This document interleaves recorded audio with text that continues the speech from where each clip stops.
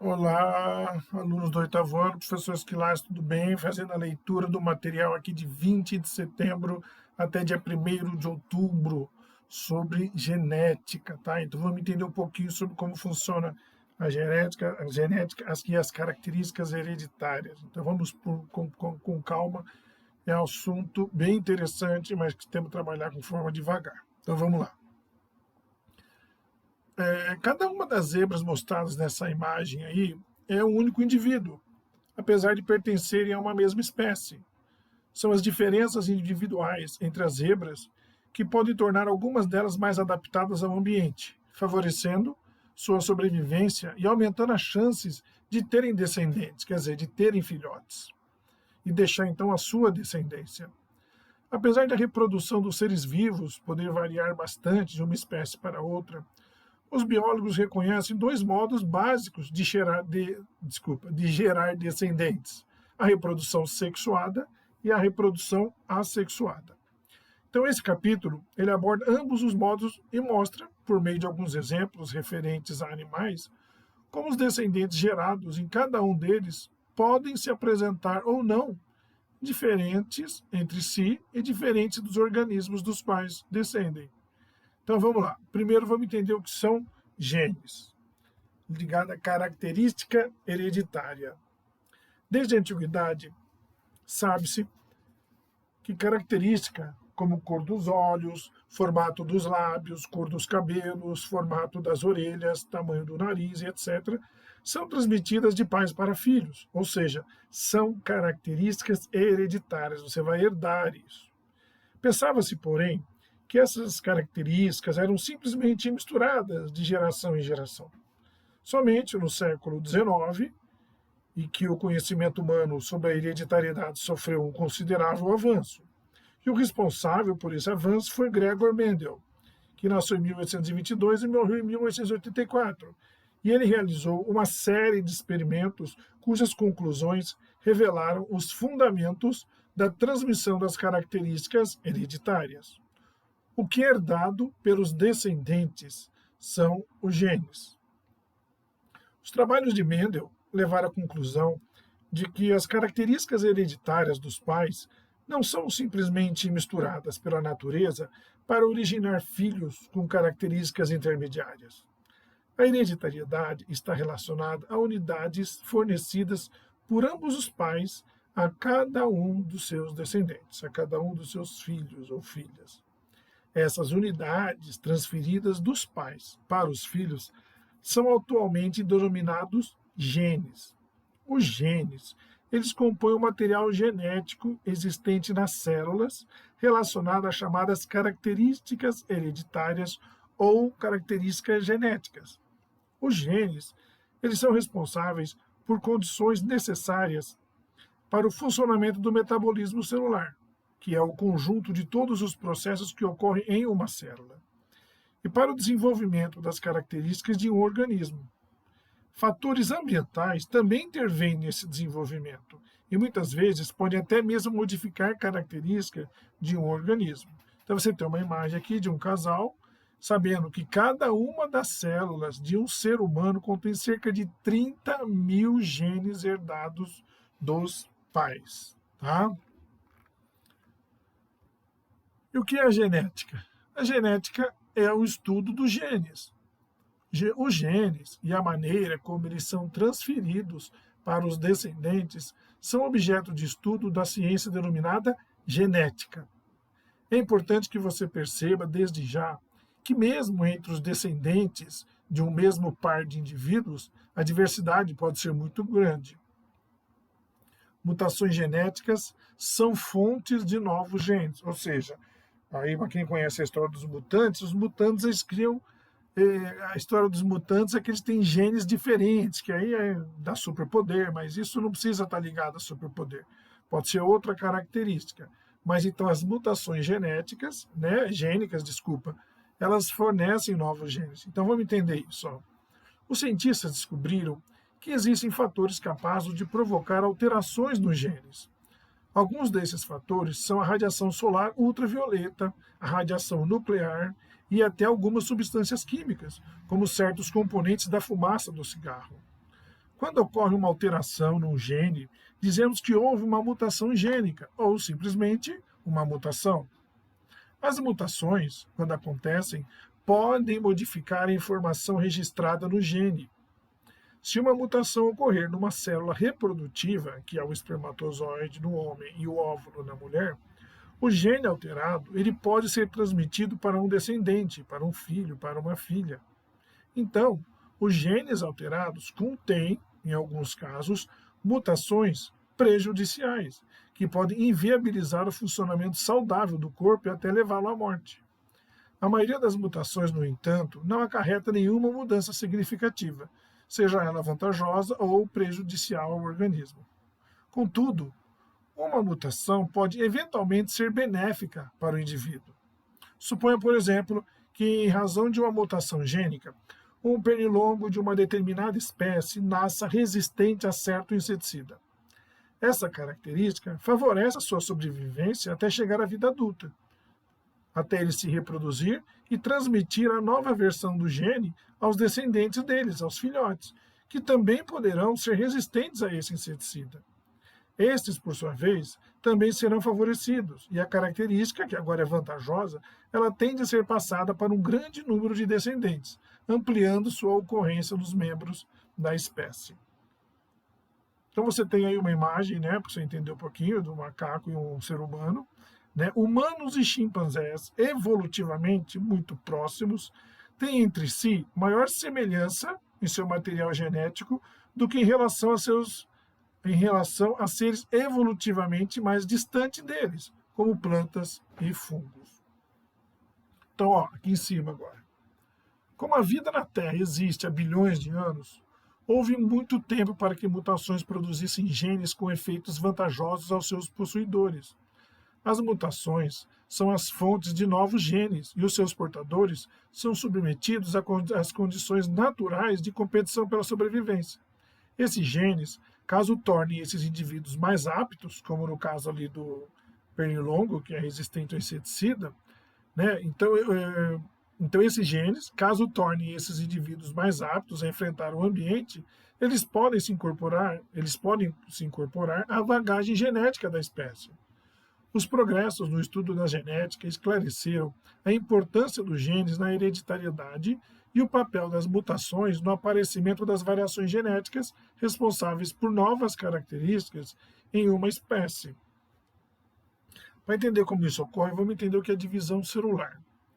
O crescimento de um ser vivo pluricelular até o tamanho adulto é decorrência do aumento do número de células no organismo. Esse aumento ele deve-se à capacidade que as células têm para sofrer o que a gente chama de divisão celular, que está representado aqui. Você tem uma célula inicial, ela começa a se dividir até que ela dá origem a duas células idênticas. Essa e essa são idênticas a essa primeira. Tá? Então, a divisão celular também torna possível substituir as células que morreram ou foram lesadas. A reposição das células mortas da pele humana e a cicatrização de um corte, por exemplo, elas ocorrem graças às divisões celulares. Então, quando você faz um corte pequeno no braço, que fica aquele arranhado de algum animal de estimação que você tem, um gato, cachorro, ou fez algum cortinho com uma faca, alguma coisa, com o tempo some. Por quê? Porque houve uma cicatrização graças à divisão celular. Então, além de ser responsável pelo crescimento e pelos reparos no organismo, o processo de divisão celular ocupa posição de destaque na reprodução dos seres vivos, como você perceberá nas próximas páginas. Essa posição de destaque é consequência de um fator importante. Uma nova célula se origina de uma célula anteriormente existente. Então aí você tem uma imagem, que é um microscópio eletrônico de transmissão, de uma célula de um rio humano em processo de divisão. O material genético, que foi colorido em tom mais escuro, ele foi duplicado e está acabando de se separar em duas porções idênticas. E cada porção ficará para uma das células resultantes da divisão. Isso daí é uma ampliação de mais de 3.500 vezes. Tá? Então vamos lá. O que é o material genético e a reprodução humana? O zigoto forma sinais de fertilização. Então vamos entender o que é o zigoto. A reprodução humana necessita de células especiais, os gametas. Os gametas masculinos, dos homens, são os espermatozoides, e os gametas femininos são os óvulos, das mulheres. As células do corpo humano, exceto os gametas, são células que contêm um conjunto completo de genes do indivíduo. Já os gametas são células que contêm uma parte do conjunto de genes. Na geração de um novo ser humano, o pai contribui com o material genético contido no espermatozoide e a mãe com o material genético contido no óvulo. A fertilização, ou também chamada de fecundação, nada mais é do que a união do espermatozoide com o óvulo, com a respectiva reunião dos materiais genéticos de ambos. Então, a fertilização, esse encontro do espermatozoide com o óvulo, vai formar uma nova célula, que é chamada de zigoto, cujo material genético é proveniente do espermatozoide e do óvulo que participaram, então, da fertilização. E o zigoto ele se desenvolve por divisões celulares. Então, e depois que formou esse zigoto, que é uma célula só? Então, todos nós já fomos uma célula só. Quando o óvulo encontrou o espermatozoide e formou o zigoto. A partir daquele momento, nós éramos formados por somente uma célula. Mas o que aconteceu?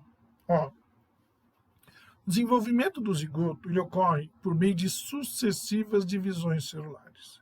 Em cada uma dessas divisões é feita uma cópia fiel, quer dizer, idêntica do material genético. Assim, todas as células resultantes dessas divisões celulares possuirão um conjunto de genes idêntico ao do zigoto. Então, o zigoto, uma célula, de uma dá duas, duas, 4, 4, 8, 16, 32, 64, 128, 256, 512, 1024, 2048 e por aí vai, tá? Até formar o bebê e depois o bebê completo 9 meses depois que acaba nascendo, né? Então, durante essa gestação do novo ser, as células sofrem diferenciação, ou seja, modificações em sua forma e em sua função. São produzidas as células do sangue, as células musculares, as células ósseas e todas as demais que vão formar o corpo humano. Toda essa diferenciação faz parte da atividade celular e ela é influenciada pelos genes que foram herdados dos pais. O resultado de tudo isso é um indivíduo que não é exatamente igual ao seu pai nem à sua mãe, mas que herdou as características de ambos por meio dos genes. Apesar da diferenciação das células e de sua multiplicação, que é responsável pelo crescimento do corpo e pela reposição das células, todas elas mantêm uma cópia fiel da bagagem genética que originalmente estava presente lá no zigoto. Somente as células envolvidas na reprodução é que não apresentam material genético completo, apenas parte dele, como a gente já viu. Então, os gametas eles são produzidos por um tipo especial de divisão celular, por meio no qual apenas parte do material genético é transmitido a ele. Por quê? Bom, nós vamos ver daqui a pouco nesse esquema aqui, simplificando a reprodução humana. Então, vamos ler essa legenda dessa imagem. A divisão celular ela permite o crescimento e o reparo do organismo humano. Alguns tipos de células humanas podem se dividir uma vez por dia. Outras o fazem com menos frequência. Outras ainda nunca se dividem. As células provenientes das divisões celulares possuem uma cópia completa dos genes presentes na célula original, exceto, como já vimos, no caso dos gametas, que apresentam parte do material genético. Então, vamos entender aqui como é o esquema simplificado da reprodução humana. Então, nós temos desse lado representando o homem e desse lado a mulher. Então, primeiro, no homem, número 1. Cada célula do organismo masculino contém um conjunto de genes, que é o material genético, ou a bagagem genética, idêntico ao que existia no zigoto. Mesma coisa na mulher. 2. Divisões celulares produzem novas células para reparar lesões e para substituir células mortas. Essas novas células têm um conjunto de genes igual a das células que se originaram. Isso tanto para o homem como para a mulher. Agora, no homem, os espermatozoides, que são os gametas masculinos, são células produzidas por divisões celulares, nas quais recebem apenas parte do material genético das demais células do organismo do homem. E a mulher também, no caso é o óvulo, que é o gameta feminino, que é uma célula também produzida por um tipo de divisão celular. na qual recebe apenas parte do material genético das demais células do organismo da mulher. E o ovócito é a célula precursora do óvulo. Então, o ovócito que vai dar origem ao óvulo. Então, o espermatozoide, temos aqui, tem um comprimento de 0,05 milímetros, menor que 1 milímetro da régua, metade de 1 milímetro da régua. E o ovócito, que veio da mulher, que é a célula que vai originar o óvulo, após ser estimulada pela penetração de um espermatozoide. Então, quando o espermatozoide ele entra no ovócito, aí ativa o óvulo. Tá? Então, são milhões de espermatozoides que buscam o ovócito. Dos muitos que chegam a ele, apenas um vai conseguir perfurar essa camada do ovócito. Só esse que foi representado nesse esquema aí. Então, aí ocorre o quê? Na fertilização ou fecundação, ocorre a junção do material genético do espermatozoide com o óvulo. E aí forma o zigoto, que é uma célula que contém um conjunto completo de genes. Por quê? Porque uma parte desse material genético veio do espermatozoide do pai e a outra parte veio do óvulo da mãe. E aí, depois de sucessivas divisões celulares, e vão produzir novas células. E a partir do zigoto, que passa a se chamar então embrião e posteriormente feto, até o nascimento. Então, o recém-nascido ele é formado por células que contêm uma cópia do material genético de quem? Lá do zigoto. E aí, sucessivas divisões celulares vão produzir novas células, propiciando o crescimento do recém-nascido até que ele atinja o tamanho adulto. Certo? Agora aqui nós temos os diferentes tipos de reprodução. Nós temos reprodução sexuada em animais. Deixa eu só ver uma coisa.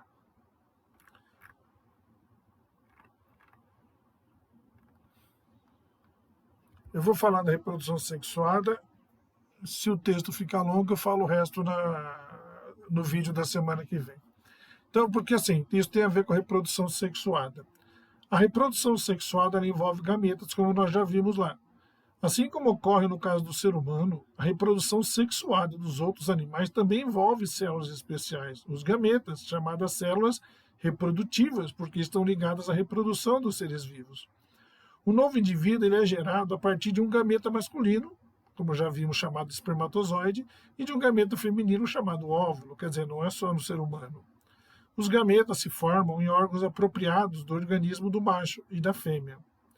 Nós temos a fertilização, pode ser interna ou a fertilização externa. Um zigoto, como nós vimos, é a primeira célula de um novo indivíduo. Ele é formado pela união de um espermatozoide e de um óvulo. Essa união é a fecundação ou fertilização. É um pouquinho da revisão que a gente viu lá, mas agora é diferente, daqui para frente. Os comportamentos animais de acasalamento são muito variados. Há espécies em que os espermatozoides são depositados pelo macho no interior do corpo da fêmea, ou seja, dentro do corpo da fêmea. Nesse caso, acontece o que a gente chama de fertilização interna, porque é dentro do corpo da fêmea. Agora, em outras espécies, macho e fêmea se aproximam um do outro e depositam seus gametas no ambiente, onde ocorre o que a gente chama de fertilização externa, que é fora, como você está vendo aí essa imagem abaixo no sapo aí. Como espermatozoide e óvulo são células muito delicadas que podem se desidratar, ou seja, perder água rapidamente e morrer, a fertilização externa ela ocorre dentro da água ou em ambientes que são extremamente úmidos. Então você tem aí rãs, né? São rãs, não são sapos, que são anfíbios, um macho e uma fêmea durante acasalamento. Então, nessa espécie, ambos liberam gametas da água, na qual ocorre a fecundação externa. Então, esse gel aí com essas bolinhas pretas é o óvulo que a mulher está liberando, que o macho aperta ela libera os óvulos, e ele também libera o espermatozoide. Isso ocorre fora do corpo dela. Por isso que é a fecundação externa. Tá? E aqui do lado nós temos, nas tartarugas, que são répteis, a fecundação é interna. Então os ovos eles são fecundados dentro do corpo da tartaruga. E aí eles são enterrados pela fêmea na areia para que ele se desenvolva. Né? Então não é como no ser humano, no mamífero, né? Onde ocorre dentro do corpo na placenta. Isso é característica do mamífero. Então aí a tartaruga é um réptil, é diferente. Então, nós temos uma representação aqui, reprodução sexuada. precisa ter gameta masculino, que é o espermatozoide, e gameta feminino, que é o óvulo. Eles vão se unir através da fertilização e fecundação, vai formar o zigoto, que é a primeira célula de um novo indivíduo, e vai se multiplicar formando o que é um embrião. Então vamos lá, o desenvolvimento do zigoto, aqui em cima. Após a fertilização, o zigoto passa por um período de desenvolvimento em que o número de células se multiplica. Nessa fase, recebe o nome de embrião. Nas espécies que põem ovos, o embrião desenvolve-se dentro do ovo, até o nascimento. E nesse período, utiliza substâncias nutritivas que existem no próprio ovo. Há outras espécies de seres vivos em que o embrião permanece dentro do corpo da mãe, e é nutrido por substâncias que provêm do organismo materno. É o que acontece com a maioria dos mamíferos, que são grupos de animais que têm pelos na superfície do corpo e cujas fêmeas produzem leite para amamentar o filhote. Então é cavalo, vaca, aí nós temos um cervo, tá? Cachorro, gato, tudo isso é mamífero. Agora, já o jacaré aqui do lado, você tem o nascimento de um filhote de um jacaré de papo amarelo, que é um réptil. Então, enquanto embrião, ele se desenvolve dentro do ovo, nutrindo-se de substâncias que estão armazenadas no próprio ovo. Tá? Há espécies, continuando aqui embaixo, há espécies que produzem ovos, mas eles não são postos. Ao contrário, ficam protegidos dentro do corpo da mãe até o nascimento. Nesse caso, o embrião também se nutre de substâncias armazenadas no ovo. A reprodução sexuada, ela produz descendentes que apresentam material genético em parte igual ao do pai e em parte igual ao da mãe, como nós vimos no ser humano, tá? E aí nós temos os animais, três tipos diferentes, os ovíparos, os vivíparos e o ovovivíparos. Então, o que são? Os ovíparos são os insetos, répteis e aves, por exemplo, que costumam pôr seus ovos após a fecundação. Em cada ovo, há um pequeno embrião e uma reserva de material nutritivo, que garantirá o fornecimento de nutrientes ao novo ser, que se desenvolve até que esteja pronto para nascer, saindo do ovo.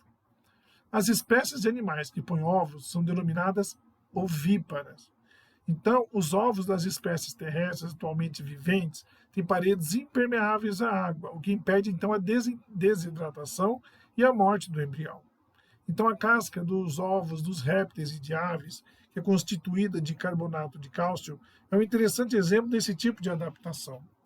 Essa casca ela impede a passagem de água, mas permite que passem gases através dela, o que possibilita a entrada de gás oxigênio, que é necessário à respiração celular do ser em desenvolvimento, e a saída do gás carbônico, que é excretado por ele. A casca desses ovos impediria a passagem dos espermatozoides.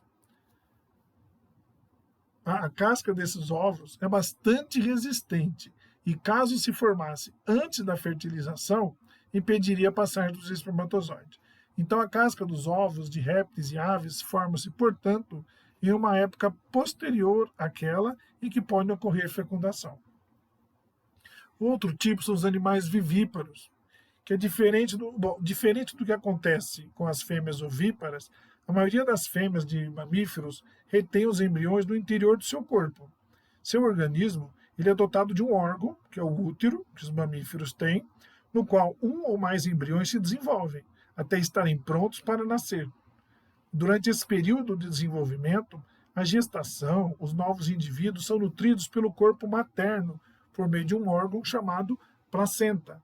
Então, espécies animais que possuem essa característica são denominadas vivíparas. Então, o ser humano, como a maioria dos seres mais mamíferos, é vivíparo, como tem a imagem da mulher grávida aí, né, onde está se desenvolvendo o bebê aí dentro. E, por último, os animais ovovivíparos. No que diz respeito ao desenvolvimento do embrião, há um terceiro caso que pode ser encontrado, por exemplo, em algumas espécies de peixes e de répteis. Após a fertilização interna, as fêmeas produzem ovos, mas os retêm dentro do interior dela até o nascimento dos filhotes. Diversamente do que ocorre no caso dos vivíparos, a nutrição do embrião presente nesses ovos não vem diretamente da mãe, mas sim das reservas nutritivas que estão existentes nos próprios ovos no momento em que foram formados. Nessas espécies animais, determinados ovovivíparos, o corpo materno apenas protege os ovos de fatores ambientais que possam destruí-lo, tais como calor excessivo ou predadores, tá? Então, para não ficar muito longo, no próximo vídeo eu vou falar sobre a reprodução assexuada, mas você já pode ler o texto, né, não falta muita coisa, e responder essas questões aqui, tá? Que são 7 questões relacionadas ao que a gente leu até agora, tá bom? Então é isso, gente. Um abraço para vocês, até o próximo vídeo.